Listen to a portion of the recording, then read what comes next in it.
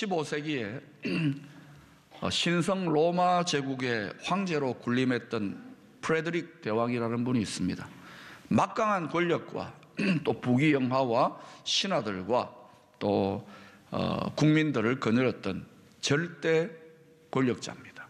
지금 그림에 보이는 저 사람인데, 그러나 실제로 그의 내면 세계는 늘 지독한 공허와 두려움과 또 어떤 결핍에 시달렸어요. 그래서 그런 어느 날인가 발작적으로 신하들 앞에서 이렇게 울부짖었다고 합니다. 에이 빌어먹을, 제발 나를 좀 사랑해다오.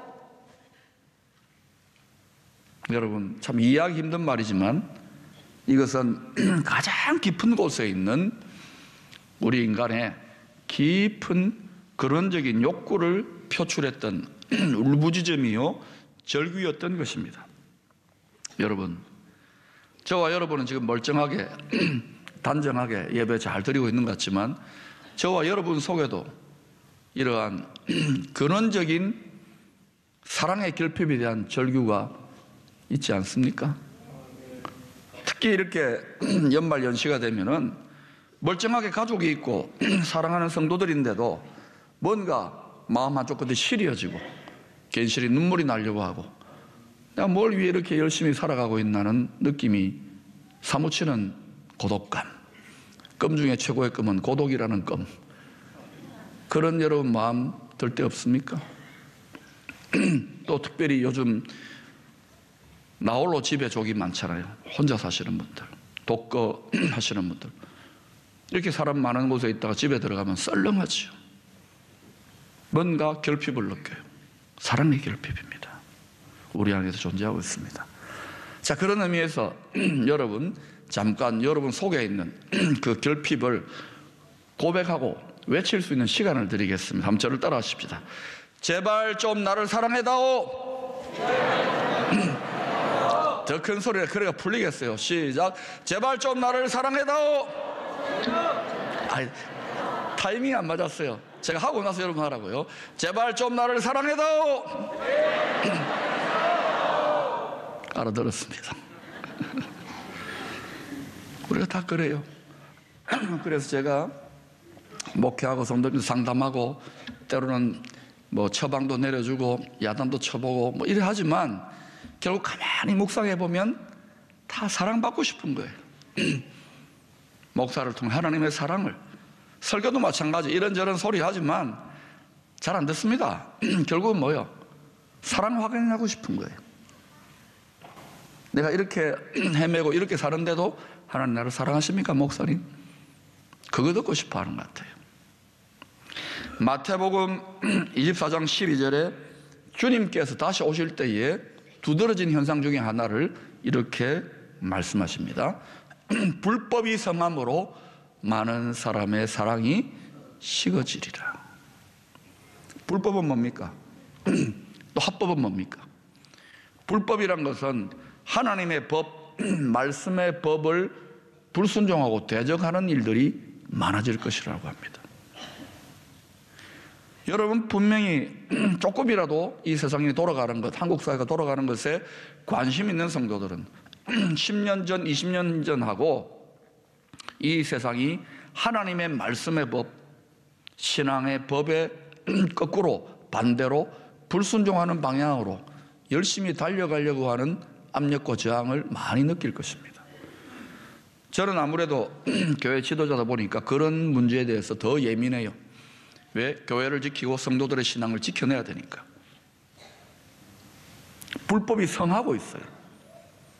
그리고 앞으로 더 성할지 모릅니다. 그렇다면 불법이 성함으로 어떻게 된다고요? 사랑이 식어지는 거예요. 하나님의 법, 말씀의 법의 핵심이 뭡니까? 하나님 사랑, 이웃 사랑입니다.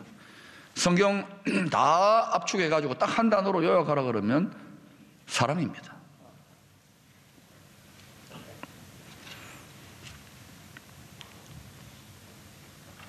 하나님의 법의 핵심은 하나님 사랑, 이웃 사랑. 거기에서 십계명 나오고 거기에서 600여 가지의 구약에 여러 계명들이 나오고 거기에 또 수천 가지의 행위윤리가 나오고 거기에서 또 유대인들은 미시나, 미드라시, 탈무드 같은 수천, 수만, 수백만 가지의 윤리적 상황들을 적용하는 거예요. 근본으로 하면 하나님 사랑, 이웃 사랑, 사랑입니다. 그래서 하나님은 사랑이시라. 왜? 사랑이신 하나님부터 법이 나왔기 때문에 사랑법이에요. 근데 불법이 생기면은 불법의 아들이 오면은 불법적 그리스도가 오면은 사랑이 식어져 버립니다. 사랑이 어떻게 식어지느냐? 평화나 자유나 평등이나 인권을 속에서 강조하면서 정의의 분노로 사랑의 법을 죽이려고 할 거예요. 말세가 다른 것이 아닙니다. 사랑이 식어지고 사랑이 사라지면 말세가 오는 거예요. 사랑을 표현하는 기관은 심장입니다. 이런 거 하잖아요. 전부 다 뭐예요? 하트, 심장이 사랑을 표현하는 기관입니다. 여러분, 심장이 식으면 어때요? 죽어간다는 것입니다. 사람이 심장이 식으면 죽는 거예요. 사랑은 이 우주 만물을 지탱하고 생명을 공급하는 심장과 같아요. 우주 만물에 하나님의 사랑을 대적하는 불법의 힘이 강해지면 우주 만물이 죽어가는 거예요. 우리도 마찬가지로 사랑이 식어지면 죽습니다. 여러분, 깊이 한번 보세요. 그 사람의 속이 많이 상해 있고 몸에 많이 병이 드는 것이 스트레스나 여러 가지 이유가 있지만 그것을 의학자들이 분석해 보니까 주로 어때요? 감정적인, 정서적인 많은 문제, 스트레스도 가만히 보세요. 정서적인 문제입니다. 그게 몸의 질병으로 심신상관, 몸과 마음이 상관하기 때문에 많은 경우에 그것 때문에 몸에 병이 드는 경우가 70% 가까이 된다고 해요. 의학자들의 연구 보고서입니다.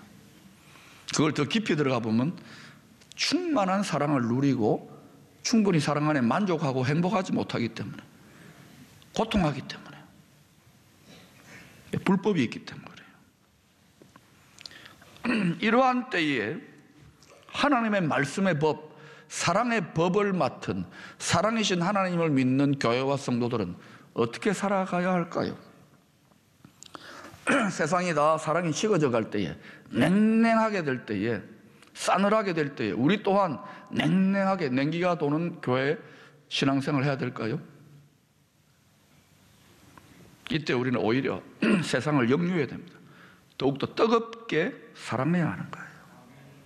그것이 세상을 이기는, 불법을 이기는, 종말적 심판을 이기는 믿음의 능력을 보여주는 교회와 성도들의 모습인 거예요.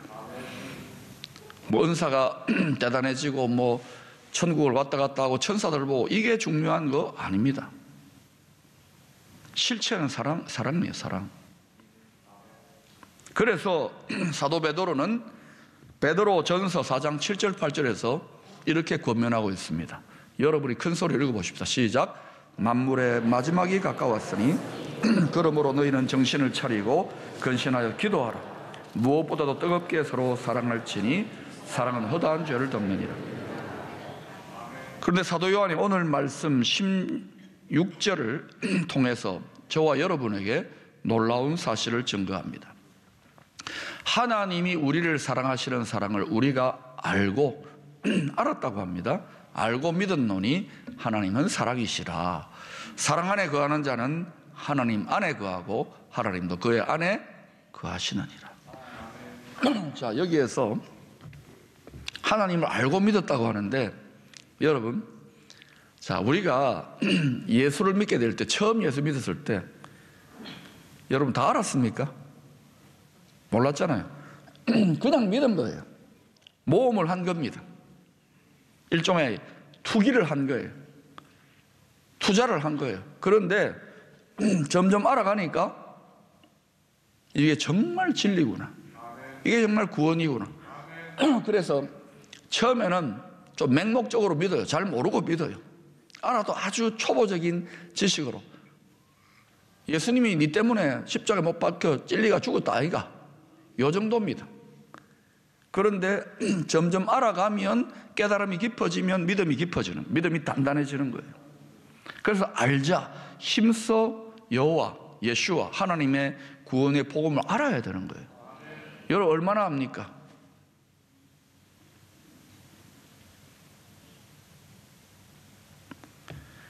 예수님이 나를 위해서 십자가의 희생 제물이 되셨다. 화목 제물이 되셨다. 그게 하나님이 우리를 향한 사랑의 가장 큰 표현이었다. 이 정도로 우리가 복음의 초보로 압니다. 이렇게 질문해 볼게요. 여러분 분명히 대답을 할 겁니다. 여러분 하나님이 우리를 사랑하시는 거 압니까? 다 아멘 하잖아요. 그런데 문제는 뭡니까? 정말 생명을 다한 하나님의 사랑이 피부에 와 닿습니까? 그게 여러분의 전 존재를 지배하고, 누군가가, 내가 도저히 자격도 없고 죽어 마땅한데 누군가가 나를, 그것도 죄 없는 분이 억울하게 희생을 당해서 죽었다, 이 사실이 그대로 지성적으로, 감정적으로, 의지적으로 깨달아지면 심장이 터져버릴걸요. 견딜 수 없을걸요. 매일 울고 다닐걸요. 어떻게 이런 사랑이 있습니까? 내가 어떻게 이런 사랑을 받을 자격이 있습니까? 감사, 감격, 감동, 찬송하지 않을 수가 없어요. 모든 이 세상의 저주와 고통과 아픔에도 불구하고, 결핍에도 불구하고 내게 부족함이 없으리로다. 존재의 행복, 가슴 벅찬 충만을 느끼게 되는 거예요. 사도 바울도 로마서 8장 37절에서 이렇게 말합니다. 그러나 이 모든 일에, 로마서 8장 앞부분을 보면은요, 환난이나 핍박이나 기근이나 적신이나 위험이나 곤고나 모든 일에서 우리를 사랑하시는 이로 말미암아 우리가 넉넉히 이기느니라. 무엇으로 이긴다고요? 사랑으로. 하나님의 사랑으로. 하나님의 사랑을 확신하여 깨달아 아는 자. 어떻게 깨달아 합니까? 혼신을 다하여 하나님을 사랑했던 바울과 다윗에게 하나님 이 용기를 주시는 거예요. 저는 하나님이 이 용기의 능력, 이 사랑의 능력을 여러분의 심령에 하나님께 선물로 주시기를 축원합니다. 그것은 끝까지 사랑의 명령의 씨름을 감당하는 자입니다. 지금 여러분의 사랑의 깨달음이 어느 자리에 있는지는 모르겠습니다만, 믿음의 상태가 어느 정도인지 모르겠지만 한 걸음만 더 전진하세요. 한 걸음만. 쉽사리 흔들리고 주일 하나 지키지 못하고 예물 하나 드리는 것이 어려운 분들이 많을 겁니다만, 그 상태에서 출발 한 걸음만 더 전진하세요. 사랑을 향하여. 두 번째, 온전한 사랑의 능력은 형제의 사랑의 범위를 점점 확장시켜 줍니다. 나중에 어디까지 사랑하느냐? 원수까지도 사랑합니다. 모두가 다 사랑스러운 거예요. 여러분, 지금 뭐 한국 사회를 어렵게 만드는 사람들 있습니까? 저 뚱뚱한 친구라 이런 친구들, 뭐 못된 사람들 밉지요. 그러나 가만히 하나님의 사랑 속에 들어가 보세요. 불쌍하지 않습니까? 불쌍해요. 불쌍해. 교회를 대적하고 핍박하는 저 IS라는 이런 사람 보세요. 불쌍해요. 불쌍해. 모르니까 그러는 거예요. 여러분이 가정이나 직장이나 학교에서 또 여러 가지 삶의 현장에서 여러분을 괴롭게 하고 고통하게 하는 분들을 깊은 하나님 아버지의 사랑을 깨닫고 들여다보세요. 모든 인생들이 불쌍합니다. 그리고 어때요? 죽고 나면 원수들이 같이 누워 있습니다. 정적들이. 국립묘지 가보세요. 그토록 물고 뜯고 싸우던 대통령과 정치가들이 같이 둘러보고 있어요. 사이 좋습니다. 전혀 싸우지 않아요. 평화를 맛보고 싶습니까? 경주 공원묘원으로 가보십시오. 교회가 평화롭기를 원합니까? 예수 안에 다 죽어야 됩니다. 이 말을 잘 아시기를 바랍니다. 영적으로 말하는 거예요.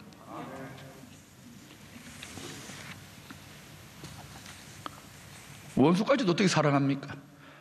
여러분, 이것은 씨름이에요. 저에게도 이건 힘든 이야기입니다. 제가 뭐 잘한다고 이거 하는 게 아니에요. 여러분에게 다 원수가 있을 겁니다. 여러분을 훈련시키는 최고의 훈련 교관, 평생 왼수들이 다 있을 겁니다. 아킬레스건 같은 분들이 다 있을 거예요. 직장이나 학교에나 가정이나 가문에나 있을 겁니다. 하나님의 법에 순종하기 위하여 야곱이 하나님이 코나로 몰아놓았을 때에 야복강가 요르단의 자르카라고 하는 곳이죠. 거기에 야복강가에서 씨름을 했던, 누구와 씨름했습니까?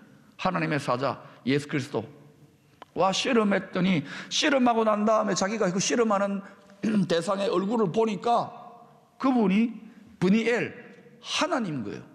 하나님의 분이 얼굴, 하나님의 얼굴을 보았다. 예수 그리스도의 영광의 사랑의 광채의 빛을 보았던 거예요. 그때에 야곱, 움켜쥐는 자, 사기치는 자의 이름이 변해가지고 이스라엘, 하나님과 겨루어 이겨요.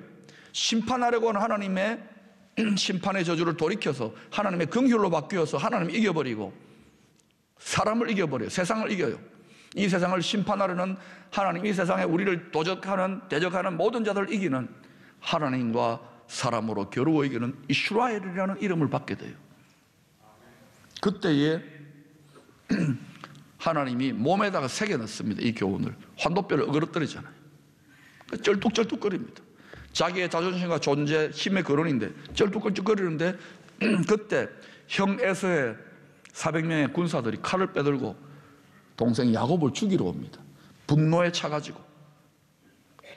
그때 이 교만하고 아집이 강했던 하나님의 사람 야곱이 밤새도록 씨름해가지고 자아가 깨어진 상태에 환도뼈도 어그러지고 지친 상태에서 형을 보고 7번 절하면서 어긋맞춰 울면서 내가 형의 얼굴을 보니까 하나님의 얼굴, 브니엘을 본 것 같다고. 사랑하는 여러분, 여러분이 예수 그리스도의 사랑의 법, 사랑하신 하나님과 씨름을 계속 포기하지 않고 순종의 씨름을 하면 어떤 일을 하냐? 여러분의 자아가 깨어집니다.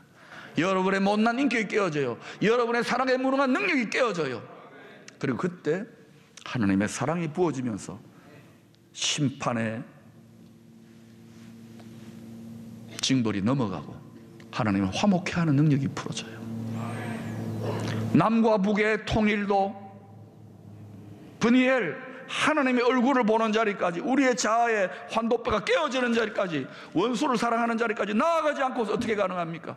우리를 짓밟았던 일본 선교를 위해서도 마찬가지예요. 그러니 적당하게 믿어서는 안 된다는 거예요. 그것이 제1의 계명이라는 거예요. 헌신을 다해야 되는 거예요. 성경에서 가장 이해하기 힘든 하나님의 명령에 순종했던 선지자가 호세아 선지자입니다. 호세아 선지자 어떤 사람인지 아시죠? 오늘날로 말하면 목사나 신학교 교수 같은 사람, 기도 원장 같은 사람에게 저 거리에 있는 술집에 창녀하고 결혼하라는 소리입니다. 음행을 예사로 습관처럼 일삼고 고대 사회의 종교적인 율법적인 사회에 아주 악명을 떨쳤던 부정한 여인 고멜과 결혼하라고. 저 같으면 못합니다. 그런 명령 받으면. 여러분 하겠습니까? 그런데 호세아 선지자는 하나님의 명령이기 때문에 도저히 이해가 안 돼요. 감정적인 반발이 나서 순종합니다. 그리고 그 순종으로 말미암아, 그 결혼으로 말미암아 얼마나 많은 모욕과 수치와 조롱과 오해를 당했겠습니까? 그 수치를 다 감내합니다. 그리고 아내하고 결혼합니다. 혹시라도 결혼하면 조강지창을 현모양처럼 하나님 능력으로 바꾸실 줄 알고, 근데 바뀌지 않아요. 그 버릇 남못 주고 애 낳고 사는데도 며칠 안 되어서 남편 사랑을 품을 떠나가지고 다른 남자들하고 바람 피우고 사고치고 돌아다닙니다. 결국은 은 15개와 보리 한 호멜 반으로 다시금 몸값을 지불하고 사와가지고 다시 계속 끝까지 삽니다. 이 속에서 호세아 선지자 속이 썩어 내렸을 거예요. 여러분, 하나님이 이 기이한 부부관계에 순종을 호세아 선지자를 통하여 받고 그 썩어 내리는 호세아 선지자의 심령을 통해서 누구의 심령의 상태를 표현하고 있는 것입니까? 누구 마음이 그렇게 썩어 내리는 것입니까? 여러분, 호세아는 다름 아닌 우리의 신랑 되시는 끝까지 죽기까지 사랑하신 예수 그리스도가 아닐까요? 고멜은요, 우리는 신랑 되신 예수님과 사랑의 언약을 믿음으로 맺은 그리스도의 신부들입니다. 그러나 그리스도의 신부된 우리들의 모습은 과연 어떠합니까? 신랑을 사랑하노라. 하나님을 사랑합니까? 예, 아멘. 습관처럼 대답은 하지만 우리의 은밀한 깊은 속에서는, 교묘한 내면으로서는 돈을, 명예를, 쾌락을, 자신의 영광을, 이 세상을 더 사랑하고 갈망하고 있지는 않느냐는 것입니다. 사람은 속일 수 있어요. 그러나 하나님은 불꽃 같은 눈으로 우리의 사랑, 우리의 믿음을 측정하고 계신다는 것을 아시기를 바랍니다. 여러분의 인생에 끝없는 시험이라고 느껴지는 시험과 환난과 풍파가 다가온다면 여러분 아직까지 하나님의 측정을 통과하지 못한 거예요. 통과했다면 온갖 환난과 시험과 풍파도 온다 하더라도 두렵지 않아요. 왜? 사랑으로 이길 수 있기, 넉넉하게 이길 수 있기 때문에. 오라! 넉넉하게 이길 수 있기 때문에 그래요. 사랑으로. 바로 우리들의 모습이 21세기 현대판 고멜 아닐까요? 그럼에도 신랑 되신 주님이 우리를 죽기까지 영단번에 십자가 제사를 치르시고 끝까지 사랑하고 계십니다. 이제라도 회개하고 돌이켜 그 신랑 되신 주님만을 더 온전히 뜨겁게 사랑해야 될 때가 되지 않았나요? 처음 사랑을 회복해야 될 때가 되지 않았나요? 이런 찬송이 있죠. 다만 내 비는 말, 내 구주 예수를 더욱 사랑, 더욱 사랑. 여러분 무엇을 빌고 무엇을 구합니까? 다만 내 비는 말, 내 영원한 신랑 되신 예수 그리스도, 그분만을 더욱 사랑 구할 수 있기를 축원합니다.